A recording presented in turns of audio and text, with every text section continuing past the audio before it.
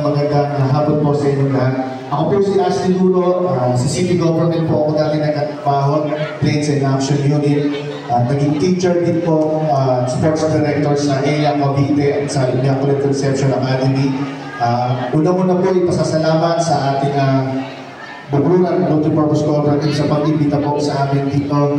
At pangalawa po ay congratulations sa magandang samahan. I believe na you're at least 30 years na po ganito ang inyong samahan.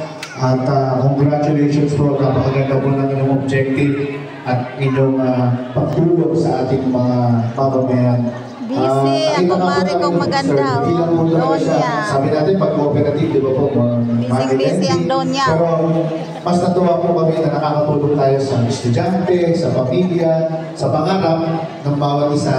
So, more than anything else, napakating tulong po sa ating pamilya at sa ating mga. Maraming salamat. Napakaling po yung ating Bugluran Cooperative. Hindi lang po pang sarili, pero pang pamamayan at talaga po napakaganda. Sabi nga namin, pwede gayahin to ng ating sa buong dasma po sa buong Cavite para po magtagal palalo. At tingin ko, hindi kayo magkakamaling pumili ng susunod na BOD dahil hindi naman kayo magtatagal kung hindi kayo pumipili na maayos na BOD. Lalo pang gaganda, lalo pang titibay, lalo pa kayong magbibigay ng pag-asa sa ating pamayanan. Maraming salamat po sa Bugluran. Mabuhay po kayo. Thank you po at magandang tanghali po. National, kundi dito din sa Bugluran. So alam na natin kung sino yun, alam natin kung may commitment, ganon, di ba? May servisyo totoo talaga. Kung ano, hindi lamang yung sarili ang tinadala, kundi ang iniisip niya, yung buong pamayanan, buong sambayanan. So, pag-isipan niyo. Akala niya nakalimutan, hindi ko ito makakalimutan. Siyempre. Nakaukit na yan. Nakaukit na sa ating puso. Oh, yes. Siyempre, kilalang kilala. Walang iba kundi si Kapitan Chris Maya! Palakpak po dyan! Ayun. Ayan.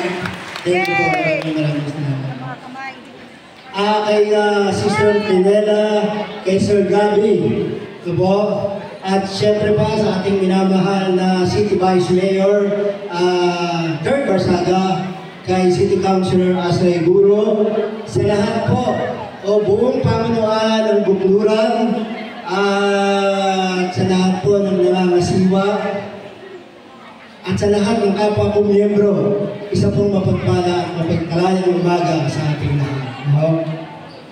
Una motion once again to approve the minutes of the previous meeting.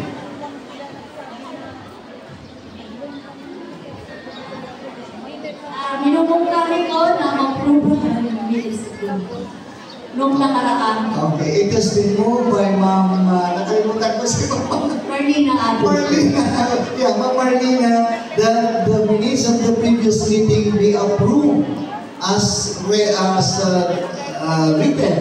So, do we take the motion, the motion for the approval of the minutes? Pinapangalawan ko po. Okay, second the motion of Second Ma'am? motion. Rosalinda Cruz. Okay, Rosalinda. Okay po, sige po, medyo mahina lang pagtinig natin.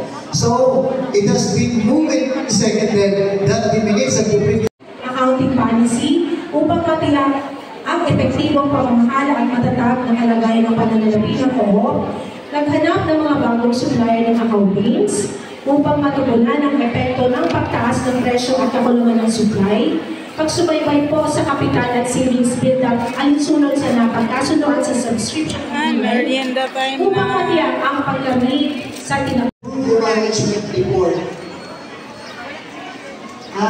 and the board of directors.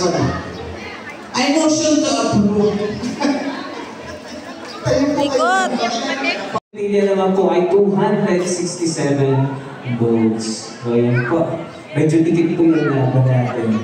So ngayon po, para naman po sa panunumpa, sa katukulan, tinatawagan po namin ang ating mga bagong board of directors para po sa panunumpa. Nabawa po namin Ma'am Marian Boses.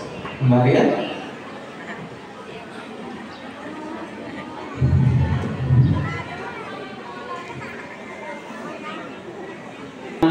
Naging successful po ang ating online voting po. Yung for 45 minutes lang po, natapos kagad ang ating online voting at lahat po ay nakapag-voto. So meron po 59 na hindi po 604 po ang bumoto, 663 po yung attendance po natin. So therefore po, 59 po ang nakaboto. Ayun po. For the first time na-achieve natin yung electronic vote. So, nag-level up na po tayo. Wala na po tayong sinusulat sa electronic vote. Thank you so much and congratulations to you guys. Congratulations. You did a great job today. Thank you. At sa lahat po na nag-volunteers na tumulong sa election, salamat din po. Andiyan na po na ng ating mga officers. Kaya nga pala, sister, kailan po pala yung after the election, 1 week na? Organizational. Okay, sige. Yan po. Lahat po ba? Pa-adjust na lang.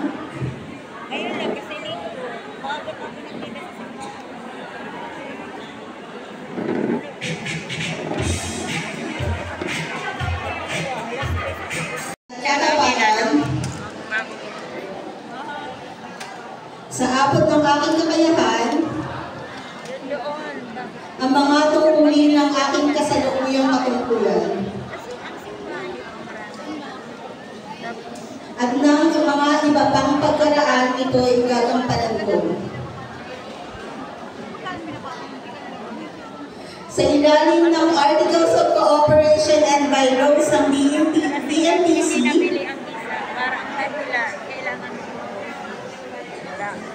na aking itataguyod at tatalima ako rito. At susundin ko ang mga batas, mga kautosang legal, at mga dekretong pinaligiran. Mga sadyang itinakda ng mga may kapangyarihan ng Republika ng Pilipinas,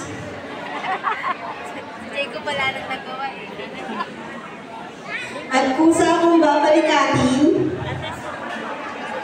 ang mga pananagutang ito nang walang anumang pasubali